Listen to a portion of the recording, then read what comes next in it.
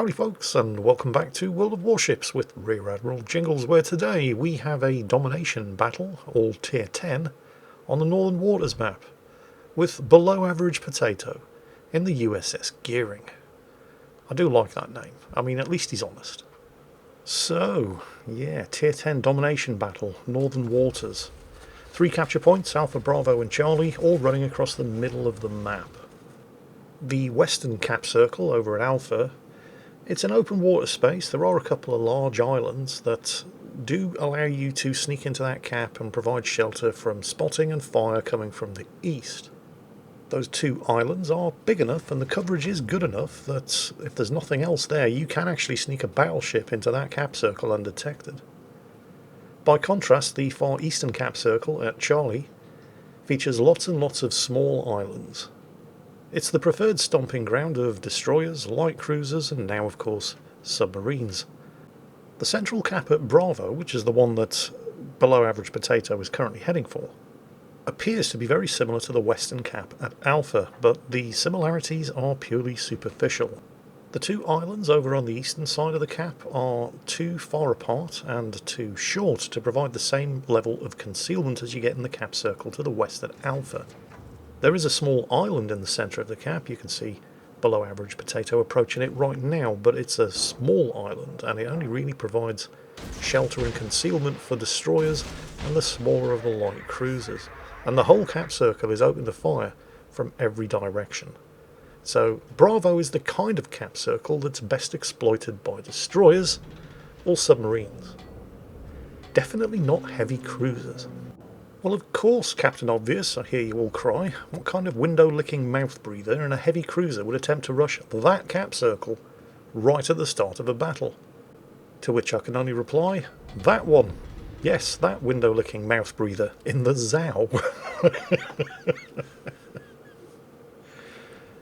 You saw that below average potato didn't go into the cap circle as soon as he realised it was being flipped, suspecting, of course, that there was going to be an enemy destroyer in there, perhaps one of the Shimikazes.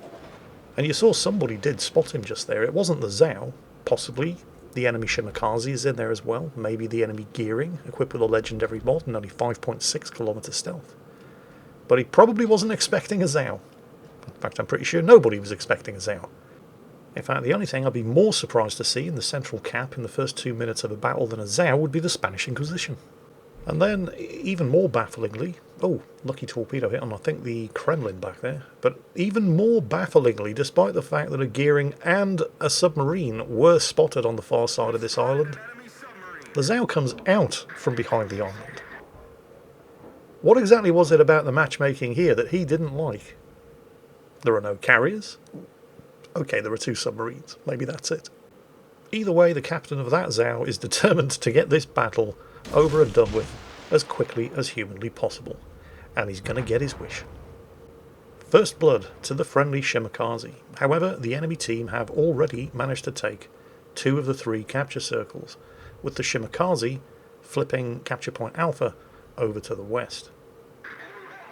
The kill's nice, but I'm going to go out on a limb here and say that that Zao was probably not much use to his team alive anyway, and the 2 capture circles that the enemy team are in possession of are probably going to be way more valuable in the long term. However, with the Zao taken care of, below average potato cautiously makes his way back to this central cap circle, conscious of the fact that something else did spot him in there, and it wasn't the Zao, so there's almost certainly another destroyer lurking around here somewhere. Whether or not he's still in this cap circle, we're about to find out. That smoke screen over there, by the way, the one behind the island in the distance that Potato is launching some torpedoes at just in case, that is almost certainly, judging by the very angry 5-inch armour-piercing shells coming out of that smoke screen, that's going to be the enemy Minotaur. And that's some useful information to know, because it means he's a smoke Minotaur and he's not a radar Minotaur. Some other useful information to know, below average potato, as he'd hoped, is flipping this cap circle uncontested, so there are no enemy ships sharing this cap circle with him. Unfortunately, the friendly Shimikaze, who scored the First Blood award against the Zao, has just gotten himself sunk by the Marceau over in cap circle Alpha, probably spotted by the enemy submarine there. Equally unfortunately, below average potato is now no longer flipping this cap circle uncontested. There's the enemy gearing. The loss of the Shimakaze, quickly followed by the loss of a battleship, means that not only are the enemy team now significantly ahead on points, but the last surviving ship over in Alpha, the Venezia, just has to be removed, and the enemy team are going to be able to flip that cap circle as well. Which means that below average Potato here and his teammates, particularly the Balau up ahead, are going to have to deal with that gearing quick in order for the team to have any capture circles under their control at all, because the Venezia has just been sunk, a pair of submarines just rammed each other, and the enemy team are about to start flipping A. So it's time to take your brave pills, strap on your man pants, and try to do something about that enemy gearing. Now this is almost a fair fight, gearing versus gearing, although below average Potato started off with high health and the enemy gearing has had its engine disabled. Fair fights are definitely not something you want to be getting into in World of Warships wherever possible. And that enemy gearing is definitely not interested in anything even resembling a fair fight. He's come out from behind his torpedo-safe island cover with a damaged engine to fight not just below average Potato, but the friendly Balau and the Petropavlovsk as well. And those are some of the least impressive torpedoes I have seen this year. And below average Potato is perfectly safe, because the gearing was the only one spotting him. There was some fire coming in from across the map, I think from the Stalingrad, from the Minotaur over there, but he's now gone dark, they're all firing blind, and in fact have now switched their fire to the Petropavlovsk. As predicted, with the loss of all friendly ships over at Cap Circle Alpha in the west, the enemy team are now flipping that. Possibly the Marceau, the enemy Balau, or even both of them. Either way, they're going to flip that Cap Circle. Unfortunately, the Petropavlovsk that below average Potato is sharing this cap circle with is constantly getting hit, definitely by the Minotaur up to the north, possibly by the Stalingrad up to the northwest. And that's not doing any favours whatsoever for the capture progress in Bravo here. Although they are finally, yep, there it is, they've managed to flip the cap. The enemy team is still flipping Alpha, and the other friendly gearing over in Charlie is actually doing a really good job. He's managed to chase the enemy Shimakaze out of that cap circle, and the Shimakaze's doing the old chase me, trying to lure him into his friends up to the north. Yep, the Petropavlovsk's gone down, that was fairly inevitable, he'd taken way too much damage there. But the gearing over in Charlie is refusing to take the bait, and he has managed to flip that cap circle, so well done to him. Meanwhile, over here in Bravo, below average Potato is faced with something of a problem, because with the enemy team having flipped the cap circle over at Alpha in the west, he's potentially going to have to face a Stalingrad, a Marceau, and a Balau steamrolling their way east in order to roll up the remaining cap circles.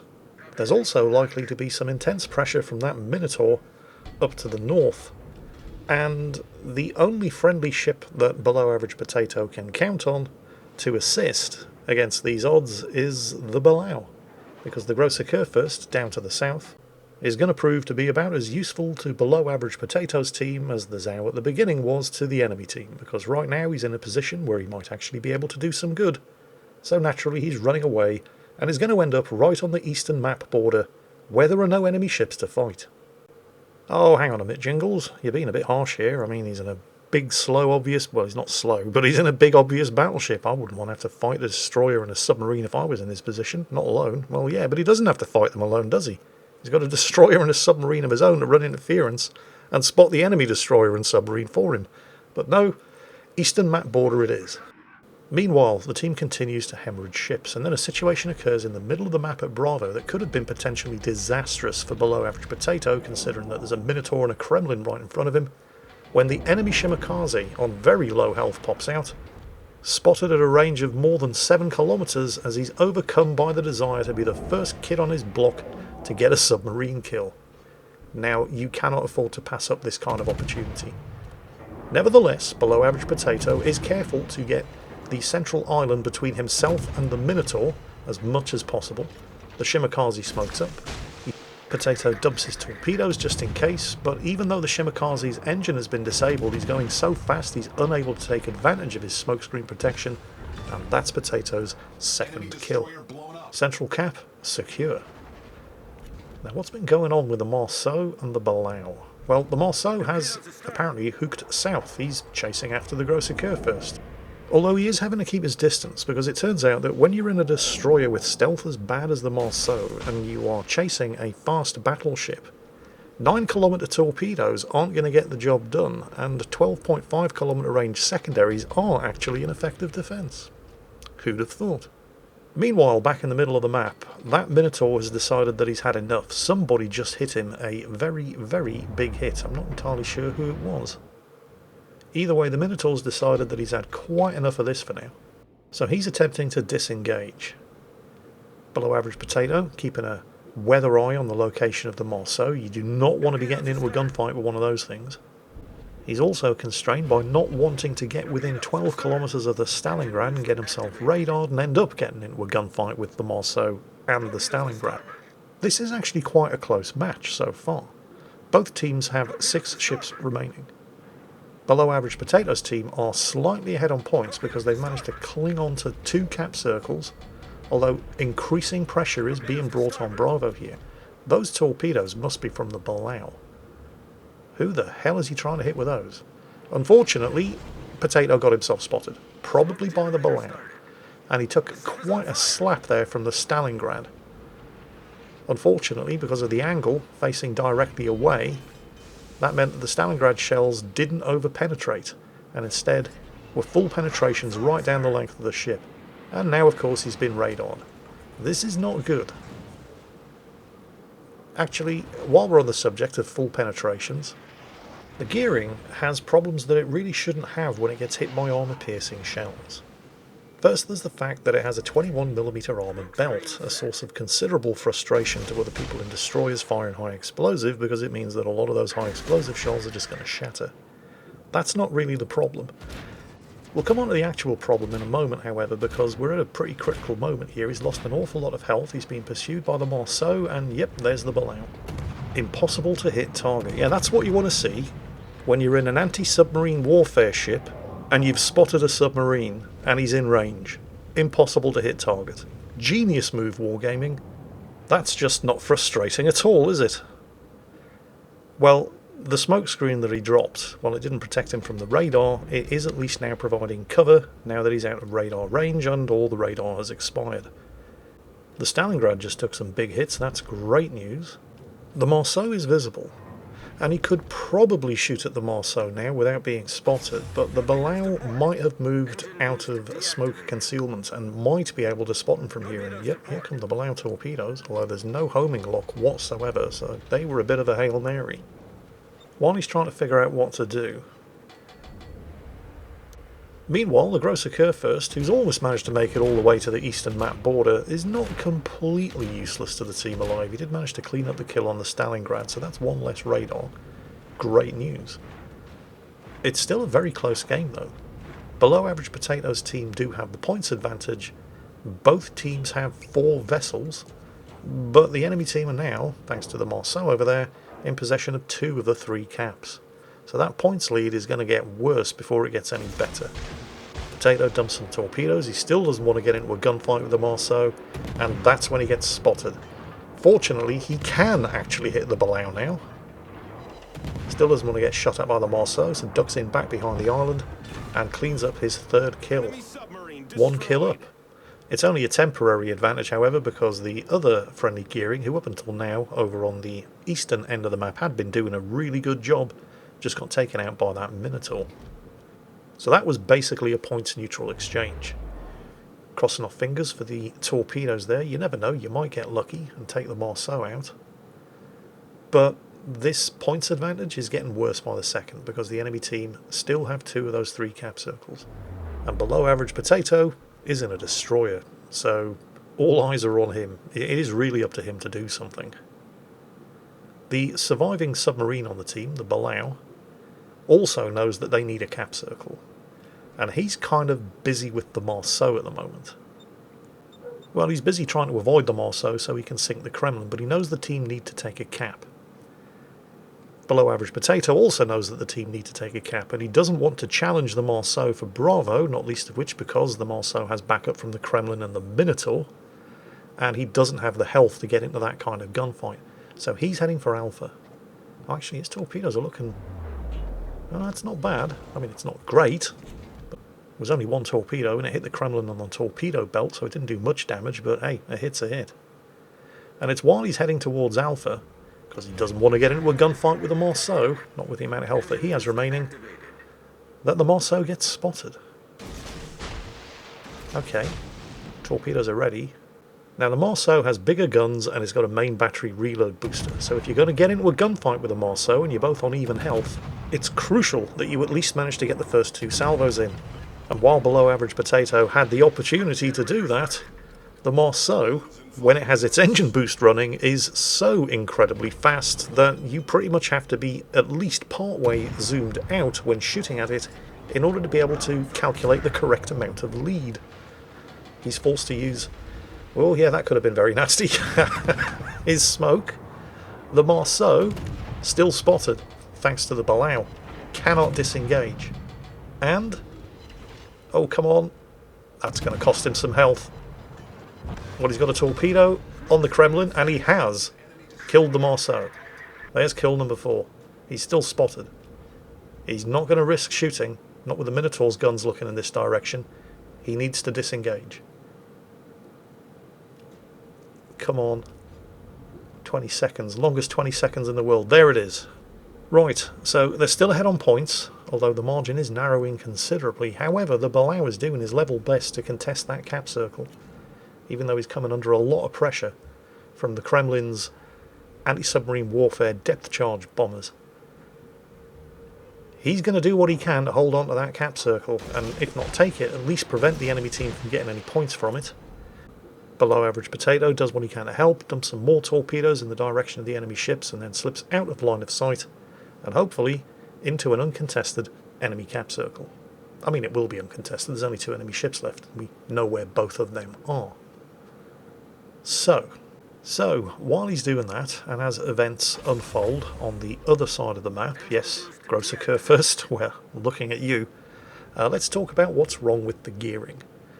And there is something that is actually wrong with the gearing, and I'm not, just being an internet critic here. The ship is modelled inaccurately. Its beam, i.e. how wide the ship is wider than it should be. And this is the reason, in combination with that 21mm of belt plating, it's the reason why the gearing tends to suffer when it gets shot at by armour-piercing shells. Because armour-piercing shells, in particular light cruiser 5-inch armour-piercing shells, oh, hang on a second, those torpedoes are looking fairly nice. And they are very nice. Unfortunately, they're not going to be nice enough, because that Kremlin has just sunk the gross occur first. He wasn't entirely useless to the team alive. If he'd done absolutely nothing but stay alive, he wouldn't have gifted the enemy team a nearly 100-point lead, with just over 2 minutes of the battle remaining. All is not lost, however, despite the ominous appearance of the Minotaur, because despite the fact that the Below has been chased out of the central cap, so it remains in enemy hands, the team have managed to hold on to Charlie, and Below Average Potato has just managed to flip Alpha. Unfortunately, the presence of the Minotaur means that Alpha is not going to stay flipped. The Minotaur doesn't even have to take it, he just has to occupy it and prevent the team from gaining any points from it. The friendly sub is concerned that it's a radar Minotaur. But remember earlier, we saw it use its smokescreen. And Below Average Potato saw it use its smokescreen as well, so he knows he doesn't have to worry about radar. He does, however, have to worry about the Minotaur's 5-inch armour-piercing shells, because the gearing is wider than it should be, and it has 21mm of belt armour, which means that 5-inch AP tends to arm and do full penetration damage instead of over-penetrating and only doing 10% damage. Which is stunningly bad news for Below Average Potato right now, because it means with just slightly more than a minute of the battle remaining, and the enemy team ahead on points, he has to fight the Minotaur. And fighting a Minotaur is something that would be terrifying for a destroyer even if it was on full health, something that Below Average Potato definitely cannot claim to be right now. Now, even though he's used his last smoke, the blind fire from that Minotaur is coming brown trouser levels of close. However, the Minotaur is being spotted by the Below as he's in the process of flipping that central cap. Until the Minotaur pops his own smoke screen, and now they're both shooting blind at each other. However, Below Average Potato knows something that the Minotaur does not. The Minotaur has torpedoes. They're very good torpedoes. They have a 10-kilometre range. And so below average potato is not going to hang around inside that smokescreen waiting to get torpedoed. Because as we all know, smokescreens are torpedo magnets. The Minotaur, on the other hand, does not appear to be aware of this obvious fact, because he's sitting inside his smokescreen, broadside onto a gearing at 8 kilometres. And so with literally 0 seconds remaining on the clock, below average potato gets the kill, saves the cap, scores the points, and gets to go home and shag the cheerleader. That's it for today, folks. Hope you enjoyed it. And as always, take care, stay safe, and I'll catch you next time.